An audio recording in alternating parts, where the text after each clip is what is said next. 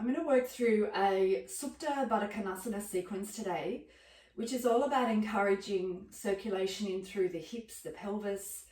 Supta Baddha Konasana is one of 3 poses that Gita Iyengar recommends for women, no matter what stage of life that you're at. Supta Baddha Konasana is one, Upavista Konasana is another, legs wide angle pose, and Baddha Bandhasana. And these 3 poses can be practiced whether you're menstruating, whether you're pregnant, any of the symptoms through peri, post-menopause, and just also beneficial for women as we move on in the later stages of our life, 45 onwards. There can be a real stiffness that sets in the body, particularly around the hips and the lower back and the sacrum. And so I like to practice this sequence quite regularly just to encourage that blood flow and hip opening. So we're going to be using a bolster. I'm going to be actually sitting in Baddha Konasana with my feet up on the bolster, and I have a block. I actually have got 3 blocks here, and I'll show you, some of you may need the other 2. I've got a belt, and I'll just have a blanket under my head. I always like to have a little bit of soft support under my head. I'd like you to work with the belt. I'll show you from the front. Make a loop of your belt, and you're going to bring it over the leg so it goes onto the bottom shin and it rests on the top thigh. So then lie down, have your feet up on the bolster, sit as close as you can to the bolster, and then position so the belt really sits into that top thigh crease, and then bring your legs out into Baddha Konasana. The reason I like this particular belt set up for Baddha Konasana is because it gives you that grip at the outer hips. And I talk a lot about that in my classes, when I'm teaching, in my women's workshops, that firmness of the outer hips. You know, again, Gita Iyengar and also her father, B.K.S. Iyengar, used to talk about, in relation to women, the hips are narrow, but the pelvis should be broad. So there's this sense of containing the hips, containing the flesh around the hips to keep the pelvis broad and contained.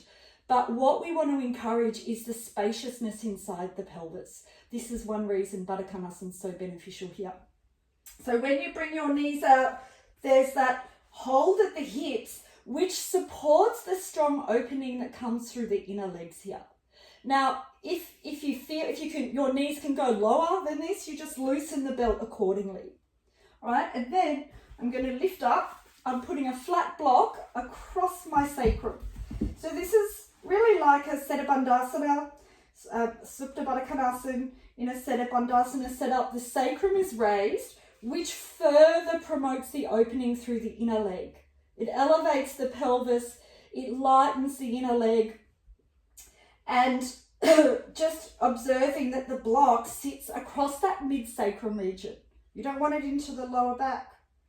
Now, if anyone finds it's still quite strong, if it's too strong for you on the inner leg, you could get, I've got another 2 blocks here, and just move that slack, you could angle them and support the outer thighs there.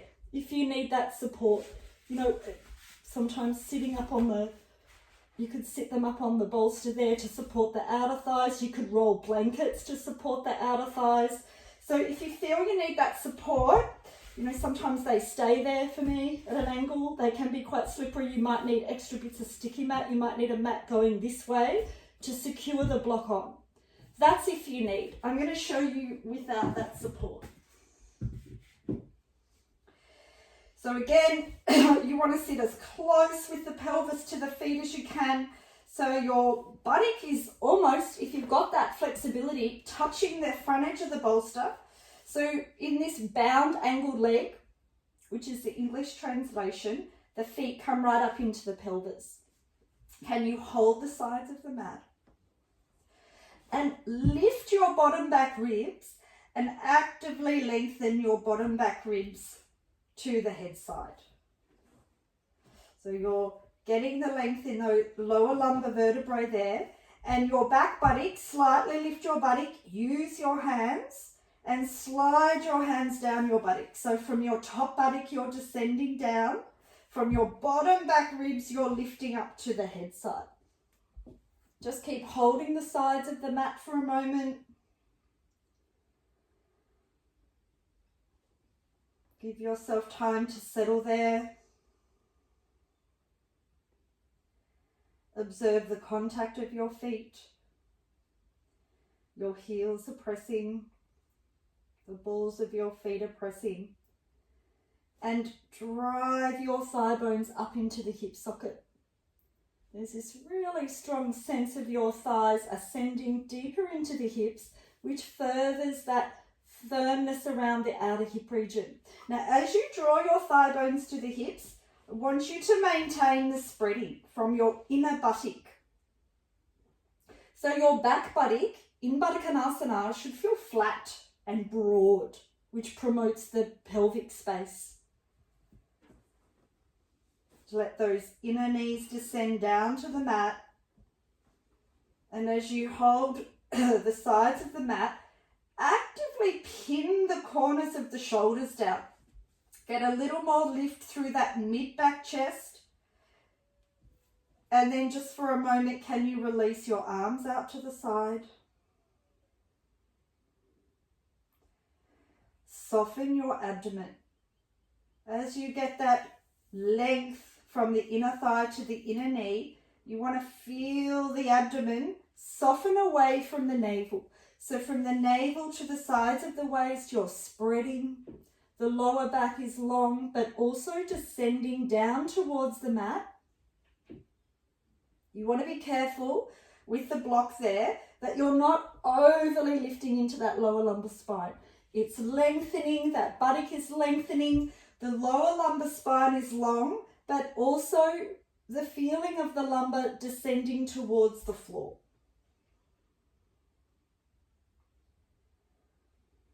Settle yourself here. Observe your breath. Just allowing normal inhalation, normal exhalation. You can even close your eyes here. Maybe you have an eye pillow or light covering to cover the eyes so that you can make it a little more of a restorative setup.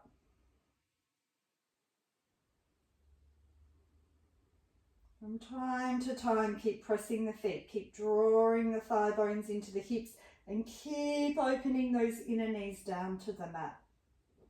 From your inner knees, it's a circular turn to the outer knee to draw that outer upper thigh back up into the hips.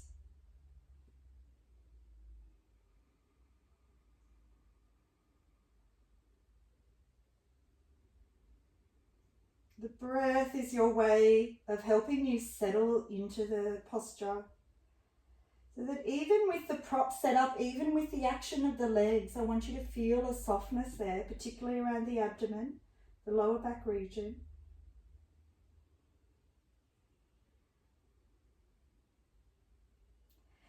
Raise your arms above your head, interlock your fingers and open your palms away. As you activate your legs, descend the inner knees, drive those thigh bones continually to the hips and lengthen your tailbone to your feet. Reach up through your hands. Your elbows are straight. Observe that length through the sides of the body as you reach your arms over your head. Just stay with your normal breath. Can you gently change the interlock of your fingers? Make sure the webbing's nice and close. Open your palms away. Reach up through your hands. And not unlike what we're doing with the legs, driving the thighs into the hips, draw your upper arm bone into the shoulder socket, which releases the top shoulders away from the neck.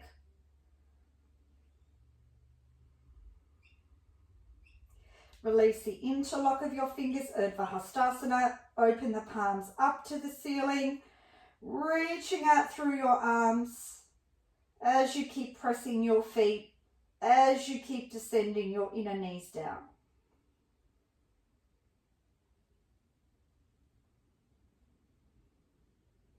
And then release your arms down beside you. Just staying a few more breaths there.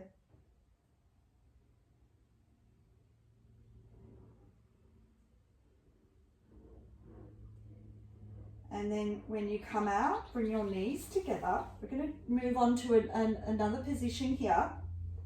Keep the belt on and walk your feet a little more away from you where you feel the pull of the belt on the thigh crease, which helps lengthen into that back sacral, back lumbar region. I'm going to get you to take the belt off. And then you might want to open the belt. I've got a really long belt. These are from India. They're like 3 meters. So your belt might not be as long as mine.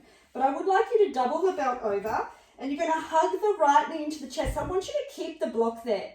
Now, anyone that suffers in the lower back, or if your lower back is feeling a little twingy at this point, you could continue this sequence and remove the block. You could just keep the feet up on the bolster and remove the block. So, but if you're okay there, you might have to slightly adjust the block so it's not digging into that buttock region.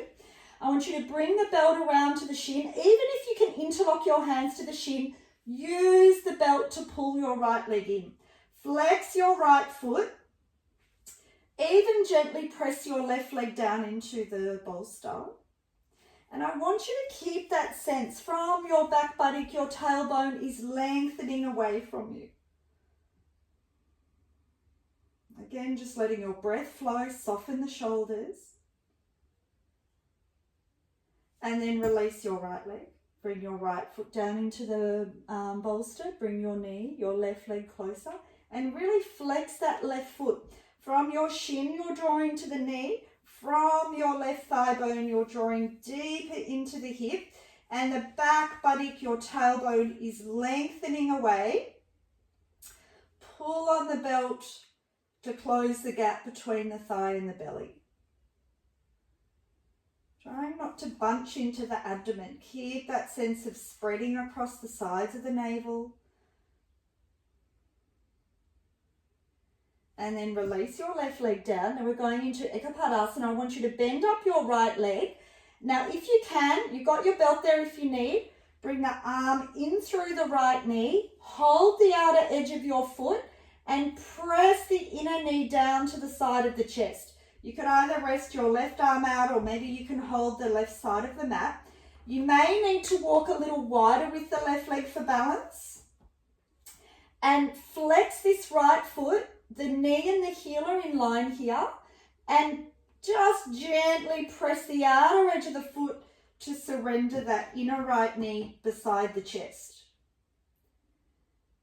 Just like we did in Baddha Konasana, drawing the thigh bone deep into that right hip socket and press the crease of your outer right hip away. Keep pressing the left foot into the bolster. If you can't hold the foot, you could get that belt and place it around the foot and just hold the belt and pull down on the belt if it's tricky for you to hold the outer edge of that foot. Again, just observing your breath, pressing the left foot, keeping grounded on that left back of the shoulder as you descend that inner knee beside you. And then can you straighten your right leg up? You know, maybe you can hold the foot. Maybe you need that belt. Just a 90-degree angle of that right leg. Press the right foot up into the belt. Draw the right thigh bone into the hip socket. Back of the shoulders descend. Left foot presses into the mat, into the bolster there.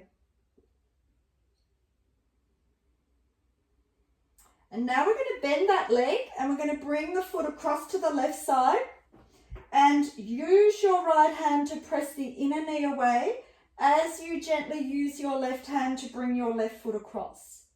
Now again, the heel and the knee are in line here. I'm gently pressing the left foot into the bolster and even gently descend the sacrum into the block. Again, if you can't hold the foot with your hand, you have got the belt there. If you need, you could pop a belt around that foot. If there's, tightness in the hip, use whatever support you need. You might even be holding back here. Your leg may be back here. Whatever your limit is, and still follow that pathway. As you flex your right foot, draw the shin to the knee, draw the right thigh bone into the hip, and gently press the inner knee away as you bring your left leg a little bit closer. It really gets deep into that hip socket. Allowing your inhalation, allowing your exhalation. You might feel the tendency of the pelvis to sway to the left. Keep that left hip in, keep the left foot pressing down. And then once again, straighten your leg. You can either hold the foot, or I like to work with the belt here. I like to work with a double belt. Gives just a little more power there. And press the foot to the belt. Gently pull down on the belt with the hands. Your right knee is straight. Press your right thigh flesh firm to the bone. And this time, straighten out your left leg. You can rest the back of the thigh on the bolster, but this left leg is active. Actively press your left foot away as you lift your right foot up into the belt. Can you turn from that inner thigh and fully spread the back of the left thigh so that your inner left thigh descends down to the bolster? Just allowing your inhalation, allowing your exhalation.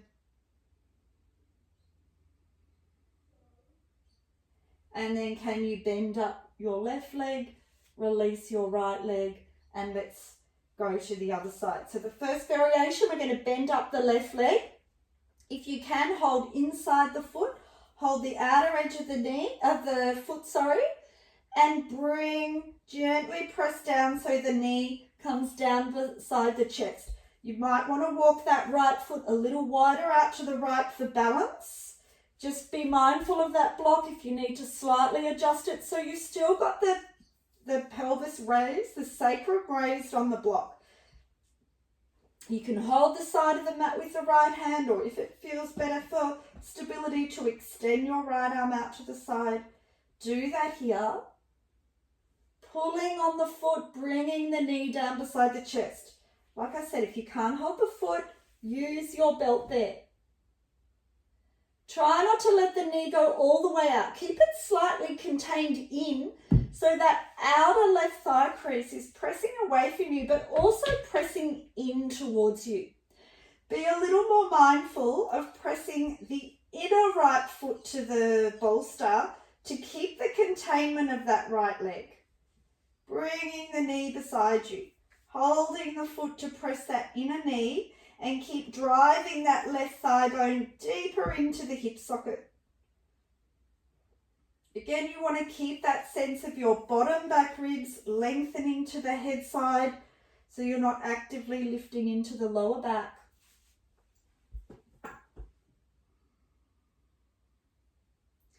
And then again, bringing the leg over to your right side, gently pressing the knee away with your left hand as you gently bring your right foot closer towards you, and really flex that right foot. So again, shins drawing up into the knee, thigh bone is drawing to the hip. Now those of you that are really quite flexible, you might be able to get that leg right up close to the chest, but to the detriment of the contact of the thigh into the hip, which is all about that containment. So rather than moving from the joint, we want to get the muscle engaged. In fact, the calf is lengthening to the heel, the inner left calf is turning away from you, and you're circularly rotating from that inner left thigh to the outer left thigh, so the muscle is engaged. You're not moving just from the joints. Just be careful of that. Press the inner knee, draw the foot a little closer. Again, if you need a belt, you can have your belt around the foot. If you might be back here. Just stay mindful of your breath. Press the inner right foot into the bolster. And then releasing your right leg and bringing the belt around the balls of the feet. Just keeping that right leg straight for a moment. Press the back of the sacrum into the block as you lift your left foot to the belt. And you're just gently pulling down on the belt with the hands. Actively lengthen from the bottom back ribs again. So you promote the length in the lower back. Press the inner right foot for a moment and really press your left thigh bone firm to the bone. And then straightening out through your right leg, support the back of the thigh against the bolster. Reach out through your inner right foot. Keep pressing your left thigh and turning from the crease of that left hip away from you.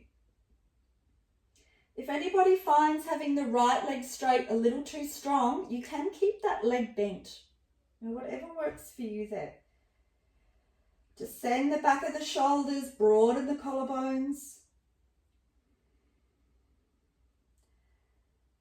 To finish this sequence, can you also now raise your right leg up, Urdhva Prasarita Padasana. Pull down on the belt. Press your thighs away. Lengthen your back buttock, lengthen your tailbone away as you press your feet up to the ceiling. Just allowing your inhalation and your exhalation.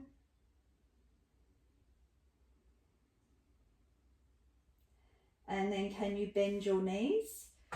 Just interlock your fingers around the shin. Bring your thighs in close to the belly. Keep extending your tailbone away. Allowing your breath.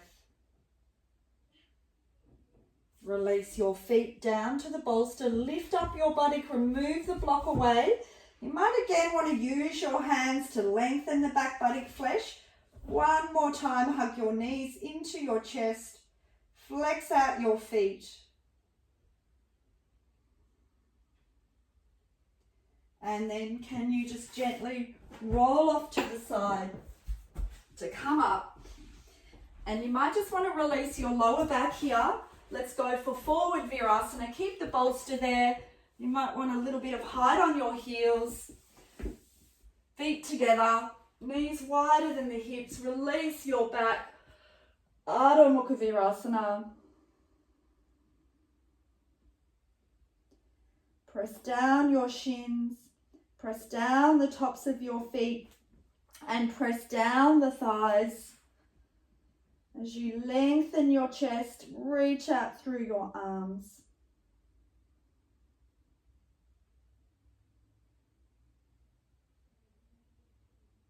Stay as long as you need there.